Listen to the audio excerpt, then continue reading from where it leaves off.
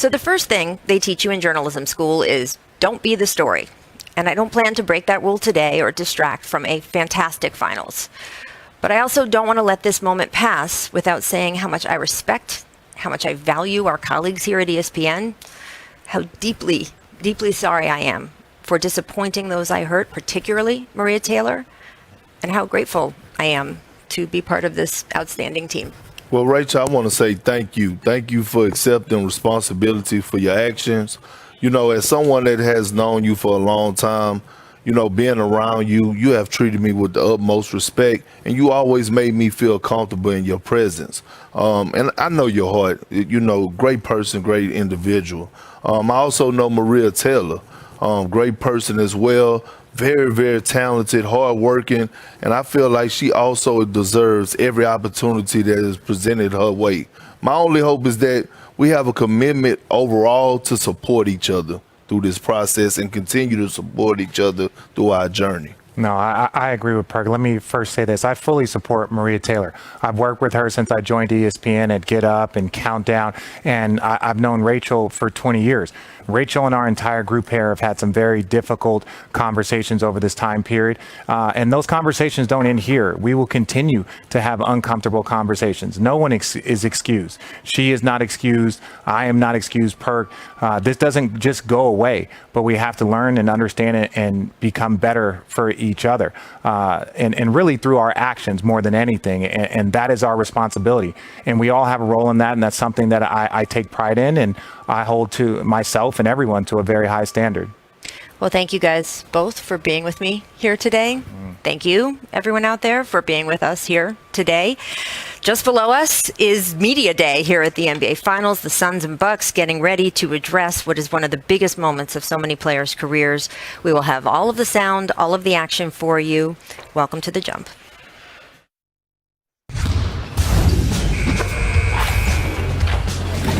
One, through that part. We are indeed live from Phoenix, Arizona, the site of NBA Finals Media Day. It's also where Game 1 of the Finals will be played tomorrow between the Suns and Bucks. Welcome to The Jump. I am indeed Rachel Nichols, joined by a couple of our NBA champs, Kendrick Perkins, Richard Jefferson. Do you think people get the two of you confused? No? Most of the time. Okay, just checking. We will have full coverage of NBA Media Day. We're going to talk all about this matchup. We might have some special guests joining us, but first I do want to talk about this series. According to Caesars Sportsbook by William Hill, the Suns opened as slight favorites to win this series. They're also listed as the favorites in Game 1 tomorrow specifically. So, Richard, you who very bravely, when the Suns were up 3-1 in the Western Conference Finals, put yourself out there and picked Phoenix. Do you agree with them being listed as the favorites in the series? Yeah, but see, you gotta give the context. I didn't just think that they were going to win the series. At that moment, I said that the Phoenix Suns were going to win it all. They're going to win the championship. Now, for the first time ever, Perk and I are going to agree on how they're going to go about it. But the difference between Perk and I is that I won't waver and I won't change as the series progresses. I believe the Suns are going to win this in 6. Well, I don't waver and I don't change. I stick to what I believe in. But look, you were just in Vegas, and this is how much I believe in the Phoenix Suns. I wish you would have told me before we got on the show that you went to Vegas, you know, yesterday and had a good time. Yeah. Because I would have told you to bet my house on it. That's how much faith I have in the Phoenix Suns right now. Yeah, for the simple fact that they're not lacking at anything, right? When you look at their depth, they have, you know, two awesome backcourt in Devin Booker and Chris Paul. They have shooting. They have a defensive identity. They have a young star in DeAndre Ayton that anchors the defense and who's everything that you want in the center position. And then when you look at their bench, Cameron Payne, Cam Johnson, Cyrus, they have a lot of depth. They play with a sense of urgency on the defensive end. They play agenda-free basketball. And when I'm watching this Suns team and looking at them having to go against the Milwaukee Bucks, who you said plenty of times, right, Richard, that they're one of the dumbest teams in the NBA. I never said it publicly, but thank you for telling everyone that I said that. Thank you. I appreciate that. I mean, you know, hey, whatever. But they are. I agree with you. Yeah. So with that being said, you're looking at the Phoenix Suns, Rachel, and they have one of the highest IQs in the game of basketball. And so they make you pay for having dumb mistakes. Well, look, I'm going to go on record saying that I don't agree with either of you about the Bucks, so we can say that. They made it to the NBA Finals with Giannis Antetokounmpo hurt. I think you got to give them credit for that. Shout out Chris Middleton, mainly because Kevin Durant's feet are too big, but we'll talk about that another time. But also, certainly the Suns are coming into this as the favorites, and one of the reasons is the man you are about to hear from. We're going to go down to the floor where Media Day is happening. Our Dave McMenamin is with DeAndre Ayton. All right, wonderful. Thanks, guys. DeAndre, 22-year-old kid from the Bahamas. What's the significance to make the finals at this stage of your career? I'd say one word: consistency. Coming out the bubble, I finally learned the true meaning of professionalism, and I just stuck with it. It's a thing that's leading the wins, and why not? And, it came with the whole team sticking together and just being on each other and doing the right thing. No one's questioning your professionalism. We've seen it throughout these playoffs, but you also have fun with the game and with all the entrapments around the game. Tell me about those dance moves that you showed off on the court after Game 6 in LA. It's a TikTok dance my sister showed me, and I just was doing the same thing she showed. It was something popular, and, I just was having fun, just getting in my vibe, getting in the mode, and, just embracing the moment. You said that Chris Paul is the best thing that's happened to your career. How has his influence not just affected you, but your entire Suns team this year? Just the way how we approach the game, period. The dude doesn't stop. He's consistent on how he just became CP. And, it's something us young guys, we pick up on and we respect him at a high level. And, he respects us the same. And, just to get the same respect and in the locker room, off the court, and a dude like him, who's a Hall of Famer, just, doing what he does and for who he is, it's something you can't really talk about. It's just, you feel like a Michael Jordan or, like LeBron James on the court with you, and to see him every day, you just start to pick it up. It just starts to pick up. So DeAndre, Hillcrest Prep, right, in Arizona, University of Arizona Wildcats, like our jump producer Danny Corrales. Shout out to Danny.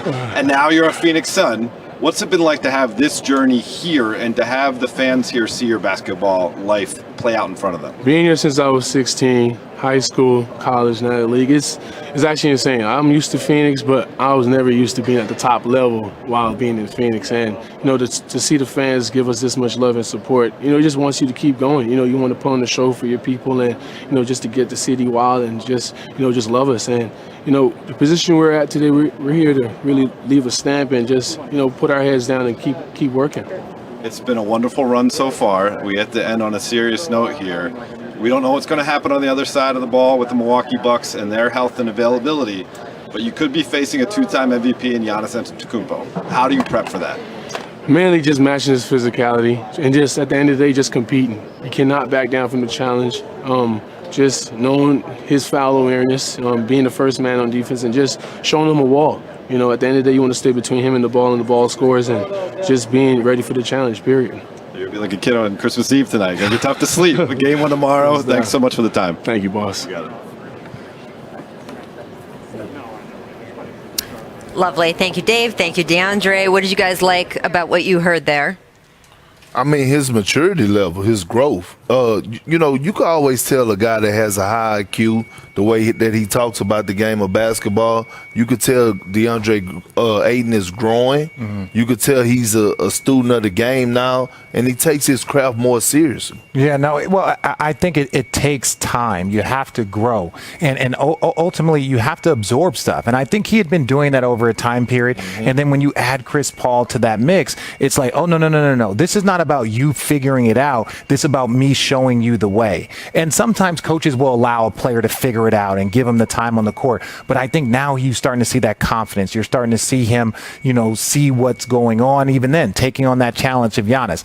Well, this guy was a number 1 pick, right? And there were other people there. You had the Luka, you had the Trae Young, but here you have the Phoenix Suns with the number 1 pick about to play in the NBA Finals. What I love is how much he realizes the factors that have come into play in his career. He's still in his early 20s. I mean, it's hard to sometimes remember that. And he is very open about the fact that when Monty became the coach here, that Monty said to him, "You're not working hard enough," right? Monty has that expression, "I'm not calling you out, I'm calling you up." And he said, "I'm calling you up. I think you can work harder. I think you can do better." And that changed the amount of time he spent in the gym, the way he approached playing basketball. And then, of course, Chris Paul coming here, as DeAndre says, he yells at me every day. But he also added that Chris Paul coming here has changed the course of his career. He says it's one of the favorite guys he's ever played with. And I think that openness on DeAndre's part to feedback and to be willing to learn from two men like Chris Paul and Monty Williams, I just think it speaks volumes about him, because we see sometimes young players who don't want to be told anything.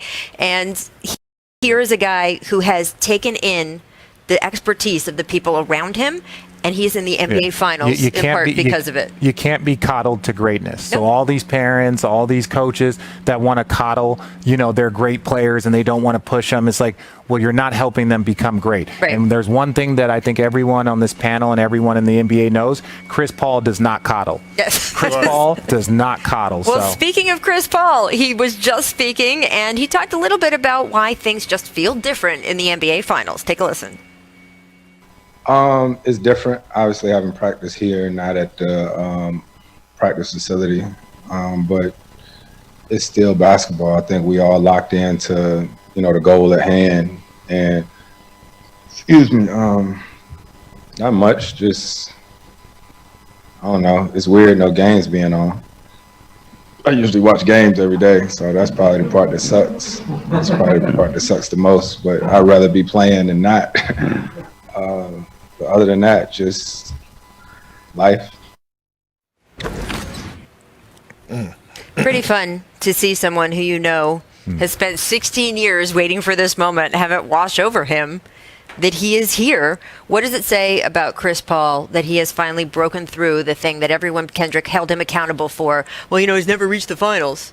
Well, it says a lot, and I go back to what I said last week about it's not what you do, it's how you do it, and the journey he chose to do it in for us reaching the finals. We all know at the age of 36, he could have chose to sit down with Sam Presti, negotiate a buyout, whatever the case may be, and could have went to a contender, probably picked somewhere like the Lakers or Miami or Milwaukee.